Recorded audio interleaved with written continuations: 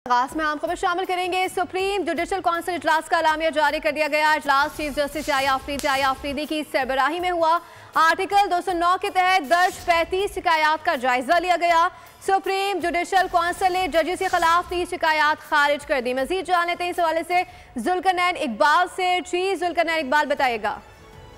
Chief justice याया आफरीदी की ज़रिए सदारत यह सुप्रीम जुडिशल काउंसिल का अहम इजलास हुआ था, जिसमें जो ना सिर्फ रूल्स हैं सुप्रीम जुडिशल काउंसिल के उसमें तरमीम का जायजा लिया गया, बल्कि जो इंक्वायरी का तरीकाकार है और जो जजेस का ज़ाब्ता अखलाक है उसके ऊपर तरमीम करने का भी जायजा लिया गया। जस्टिस मुनीब अख्तर की सरबराही में एक कमेटी तश्कील दी गई है जो जायजा लेगी और अपनी सिफारिशात पेश करेगी कि जजेस के कोड ऑफ कंडक्ट में क्या तरमीम वक्त के साथ जरूरी है, और जो इंक्वायरी का तरीकाकार है जजेस और दीगर आईनी ओहदेदारान के खिलाफ जो आर्टिकल 209 सुप्रीम जुडिशल काउंसिल के जुमरे में आते हैं उसमें क्या तरमीम रिक्वायर्ड है वो सजेस्ट करेगी, जिस पर के बाद जुडिशल काउंसिल उनको हतमी शक्ल देगी।